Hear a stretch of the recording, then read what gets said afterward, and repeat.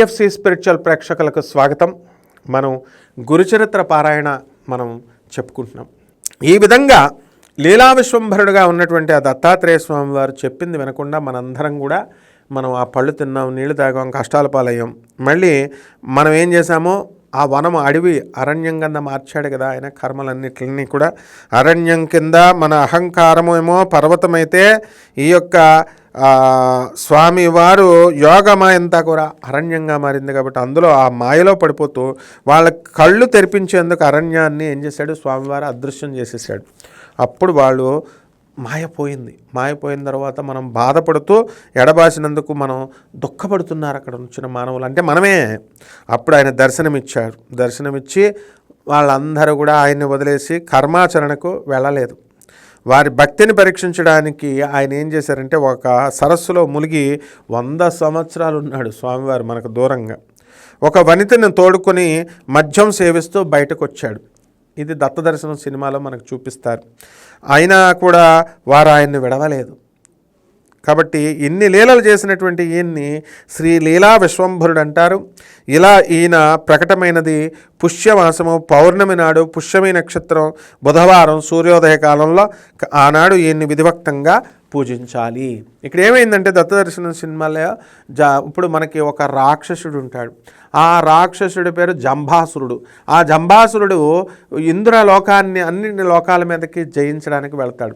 అప్పుడు ఇంద్రుడు ఏం చెప్తాడంటే, ఆ దత్తాత్రేయుడిదేముంది, ఎప్పుడు తాగుతూ ఉంటాడు, ఎప్పుడు అమ్మాయిలతో ఉంటాడు అని చెప్తాడు. అక్కడ స్వామివారు ఏంటంటే దత్తాత్రేయుడు ఆయన సేవించేటటువంటి భార్యలు సిద్ధులు అనమాట. అవి 8 మంది ఆడవాళ్ళతో ఉన్నట్టుగా ఉంటాడు, తాగుతూ ఉంటాడు. అది అమృత కలశం. అది తెలియకుండా లీల చేస్తాడు. అంటే గురువు ఎప్పుడు కూడా తన యొక్క అస్తిత్వాన్ని చెప్పడు శిష్యుడికి. నేను నీ గురువుని రా అని చెప్పడు. నీ తెలివితేటలతో నువ్వు పట్టుకోవాలి ఆయన్ని. నీకేం పర్లేదు నాయన, వేరే గురువుని చూసుకో, వెళ్ళిపో, నేను నీ గురువుని కాదు అంటాడు. అది కన్ఫ్యూజ్ అయిపోకూడదు మనం. ఆయనే మన గురువు, ఇది చెప్తాడు. ఇంద్రుడు ఒకసారి ఇన్సల్ట్ చేశాడు కాబట్టి, ఇలా లోకుగా చూశాడు కాబట్టి ఇంద్రుడికి బుద్ధి చెప్పడం కోసం స్వామివారు వెయిట్ చేస్తున్నారు. ఈ లోపల జంబాసురుడు వెళ్ళి ఇంద్రుడిని తరిమి కొడుతుంటే దేవతలంతా అందరినీ త్రిమూర్తుల్ని వేడితే, మేమేం చంపలేము నాయన, వెళ్ళి దత్తాత్రేయుడి దర్శనం చేసుకో అంటే, అమ్మో ఆయన దొరకడు, ఆయన మాయలో ఉంటాడు అని అంటే, తప్పదు నీకు, ఆయన చాలా యోగమాయ, యోగి వల్లభుడు, ఆయన లీలా విశ్వంభరుడు అని చెప్తే, అప్పుడు ఆ జంబాసురుడిని తీసుకొస్తాడు అక్కడికి ఇంద్రుడు. తీసుకొస్తే వెళ్ళి ఇంద్రుడు ఏం చేస్తాడు, దత్తాత్రేయుడు కాళ్ళు పట్టుకుంటాడు. ఆయన అప్పుడు దత్తాత్రేయుడు 8 మంది భార్యలతో అష్టసిద్ధులతో ఉంటాడు. అష్టసిద్ధులని తెలియదు ఈయనకి. నవనిధులు ఆయన కూతుర్లు, నవసిద్ధులు. నవనిధులు, అష్టసిద్ధి నవనిధులు. తర్వాత ఈయన సేవిస్తూ ఉంటే స్వామి అని శరణ పెడితే, ఎందుకయ్యా మేము ఆడవాళ్ళతో ఉంటాం, మందు తాగుతూ ఉంటాం, మాకెందుకు నువ్వు అని చెప్పేసి ఇంద్రుడిని అంటే, అలా కాదు స్వామి, నన్ను క్షమించండి, నా మాయపోయిందనమాట. ఇక మాయా విచ్ఛేదనం అవడం వల్ల ఇంద్రుడు శరణ పెడితే, సరే అయితే ఆ జంబాసురుడు నా దగ్గరికి పంపంటే ఆ జంబాసురుడు వస్తాడు. జంబాసురుడు వస్తే అప్పుడు ఈ అష్టసిద్ధుల్లో అనఘాదేవి, మహాలక్ష్మి తల్లి అవతారం, ఆమె అనగా తల్లి మహాలక్ష్మి అవతారం, ఆమె బయటకు వస్తే జంబాసురుడితో నాట్యం చేసి, ఆ జంబాసురుడు ఏం చేస్తాడు, ఆ మహాలక్ష్మి తల్లిని ఆ నాట్య భంగిమల్లో ఆమె తన తలపైన కూర్చోమంటాడు. ఎప్పుడైతే లక్ష్మీదేవి తన తల మీద కూర్చుందో వాడు భస్మమైపోతాడు. అంటే మానవుడు ధనమదంతో ఆమె ధనాన్ని మన అవసరాలకు ఉపయోగించుకోవాలా. కార్ అనేది కంఫర్ట్ కోసం, సంపద అనేది మన కంఫర్ట్ కోసం. కానీ అలా కాడ మన సుఖాలకు అధిగమించిపోయి ఎక్కువ దురాశతో లక్ష్మీదేవిని కనుక మన తలపైన ఎక్కించుకుంటే, అందుకే పదవుల్లో ఉన్న వాళ్ళు నాశనం అయిపోతారు. అలా అహంకారం వస్తుంది, తద్వారా నాశనం. అలాగే డబ్బున్నవాడు అహంకారం వస్తుంది, వాడికి నాశనం గ్యారంటీ. అందుకే కార్తవీర్యార్జునుడు దత్తాత్రేయ స్వామి వారిని ఏమని అడుగుతాడు, ఒక వికలాంగుడిని రాజుగా చేస్తే అల్పుడు, ఇతను వికలాంగుడు, ఇతన్ని మీరు రాజ్య పరిపాలన చేయలేడు ఇతను అని అన్నప్పుడు అక్కడ మంత్రి చెప్తాడు, వెళ్ళి శరణవేడు దత్తాత్రేయుల వారికి అంటే, దత్తాత్రేయ స్వామి వారి దగ్గరికి వస్తే సేమ్ స్టోరీ. ఆయన మళ్ళీ ఎప్పుడు చూసినా ఉన్మత్త వేష రూపాయా, పిచ్చోళ్ళలాగా ఉంటాడు. తర్వాత పిశాచ రూపంలో ఉంటాడు, ఎప్పుడు తాగుబోతు రూపంలో ఉంటాడు, ఆడవాళ్ళతో ఉంటాడు. ఇలా కన్ఫ్యూజ్ చేస్తాడు గురువు అనేవాడు దత్తాత్రేయుడు. చేస్తే ఆయన కాళ్ళు పట్టుకుంటే, ఎవడరా నువ్వు అని చెప్పేసి గట్టిగా ఒక తన్నుదంతాడు దత్తాత్రేయుడు. సినిమాలో చూపించాడు దత్తదర్శనంలో. అప్పుడు ఆయన కాలు విరిగిపోతుంది, వికలాంగుడి కాలు. మళ్ళీ ఇంకోసారి తంతాడు, మళ్ళీ వెళ్ళి పట్టుకుంటే బాడీ విరిగిపోతుంది, మెడ విరిగిపోతుంది, చేతులు విరిగిపోతాయి. అన్నీ విరిగిపోయినా సరే వదలకూడదు గురువుని. అప్పుడు ఎప్పుడైతే గురువు కాళ్ళు వదలలేదో అప్పుడు ఆయన దర్శనం ఇస్తాడు. గురువు దొరకడం అంటే అంత ఈజీ కాదు. ఏమండి గురుగారండి రండి అని ఫోన్లు చేసేయడం కాదు. గురువుగారు కనబడిన ప్రతి ఒక్కరిని గురువుగారిని అనడం, రెండో రోజునే ఫోన్ కాల్ ఉండదు వాళ్ళకి. కాబట్టి ఇది కాదు గురుతత్వం. గురు కాళ్ళు ఎప్పుడు వదలకూడదు. అందుకే గురు పాదుకలు ఇచ్చింది.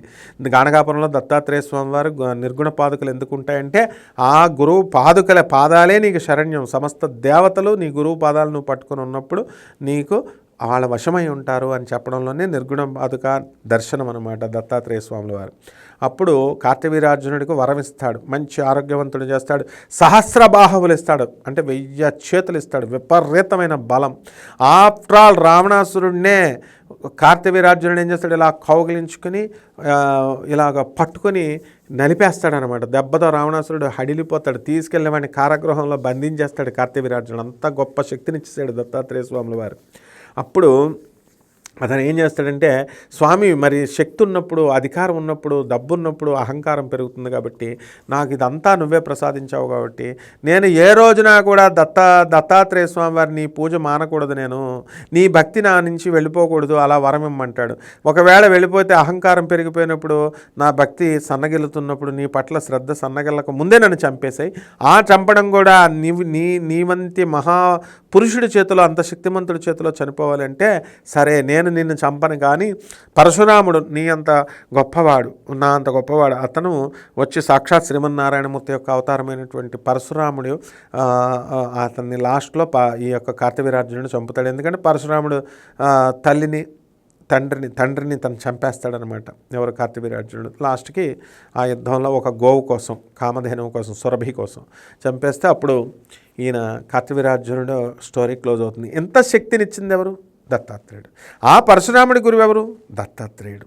కాబట్టి దత్తాత్రేయ స్వాముల వారు ఆది గురువు. ఆయన్ని వేదాలు కూడా వర్ణించలేవు. బ్రహ్మను విడిగా వర్ణించగలిగాయి ఈ వేదాలు, విష్ణువుని విడిగా వేదాలు వర్ణించాయి, శివుణ్ణి విడిగా వేదాలు వర్ణించాయి. కానీ బ్రహ్మ విష్ణు మహేశ్వరులు ముగ్గురు కలిసిన తర్వాత వాళ్ళని ముగ్గురు వేదాలు మౌనమైపోయి నిశ్శబ్దమైపోయినాయి, కాబట్టి వర్ణించలేకపోయినాయి. కాబట్టి సత్వ రజస్తమో గుణాలకు అధిపతులైనటువంటి ఈ ముగ్గురు కూడా ఏకరూపం ఎత్తిన తర్వాత ఈ ముగ్గురు కూడా సత్వరజస్తమో గుణాలకు అతీతమైనటువంటి రూపం దత్తాత్రేయ స్వామి స్వరూపం, గురురూపం ఆయన. ఇప్పుడు మన యందు దయతో ఆయన మీ భూమి మీదకి ఎందుకు రావాలండి? ఆయన ఒక చెంబు పట్టుకొని, కమండలాలు పట్టుకొని, మనకి జ్ఞానాన్ని నేర్పించేటటువంటి రుద్రాక్ష పూసలు పట్టుకొని, ఒక రుద్రాక్ష మాలతో, మరి ఈ యొక్క త్రిశూలాలతో, శంఖం చక్రం ధరించి, గదతో ఈయన భూమి మీదకి ఎందుకు వచ్చారండి దత్తాత్రేయ స్వాముల వారంటే? మనల్ని ఉద్ధరించడానికి. దేవుడిని ప్రోటోకాల్ నీకు ఎక్కడ సరిపోతుంది? ఒక దేవుణ్ణి ప్రసన్నం చేసుకోవాలంటే ఒక బ్రహ్మని కానీ, ఒక విష్ణువుని కానీ, ఒక శివుడు కానీ వాళ్ళు దొరకరు మనకి. ఒక సీఎంని పట్టుకోవడమే కష్టం. అలాంటిది మనము ముగ్గురు కలిసినటువంటి వాడిని అసంభవం, భగవంతుడు అనేవాడిని మనం పట్టుకోలేము. కాబట్టి ఆయన సింపుల్గా మనకు దొరకాలని చెప్పి ఆయనంతగా ఆయనే దొరుకుతాడు. యశోదమ్మకి శ్రీకృష్ణుడు తరిమినంతకాలము దొరకడు. ఆయన చిన్నపిల్లాడిగా ఉండి, అయ్యో నేను ఇంకా అలసిపోయాను కృష్ణ అని అనగానే అమ్మ అని ఆయనంతగా వచ్చి దొరికేస్తాడు. ఆ విధంగా మనకి కూడా దత్తాత్రేయ స్వాముల వారు ఆ విధంగా మనకు దొరకడం కోసం గురు రూపంలో వచ్చారు. కాబట్టి గురు రూపంలో మీకు మాస్టర్ మీరు ఏ డౌట్ అడిగినా చెప్తారు. ఇప్పుడు రోడ్డు మీద వెళ్ళేటప్పుడు మీరు ఏమండి గురువుగారు నేను పంజాగుట్ట ఎలా వెళ్ళాలంటే ఇటు పో అని చెప్తారు. అదే గురు రూపం. అందుకని గురువుకి భేషజాలు ఉండవు, గర్వం ఉండదు, అహంకారం ఉండదు, స్ట్రిక్ట్ డిసిప్లిన్ ఉంటుంది.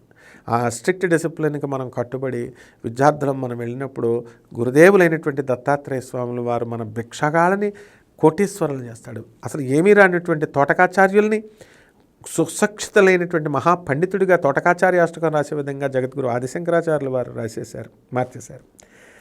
కాబట్టి జరుడు అనేటటువంటి బోయవాడిని వాలి అవతారం ముందు అవతారంలో ఉన్నటువంటి జరుడు అనేటటువంటి వాడిని తనను చంపుతాడని తెలిసినా కూడా శ్రీకృష్ణ పరమాత్మ తనకి విలువిద్యను నేర్పించాడు, అర్జునుడి కంటే గొప్పగా నేర్పించాడు.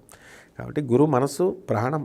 ఆయన ఎంతైనా సరే మనల్ని అనుగ్రహించడానికి రెడీ. తల్లి తండ్రి తర్వాత గురువు అని అందుకే అన్నారు. తల్లికి తండ్రికి గురువుకి మధ్య ఏ డిఫరెన్స్ ఉండదన్నాడు. ముగ్గురు ఒక్కటే. ఆ ముగ్గురు కలిపితేనే దత్తాత్రేయుడు. తల్లి, తండ్రి, గురువు, ఈ 3 రూపాలు, 3 తలకాయలు అదనమాట. కాబట్టి నెక్స్ట్ వీడియోలో మనం స్వామివారు ఎన్ని అవతారాలు ఎత్తారో మనం చూద్దాం. శుభమస్తు.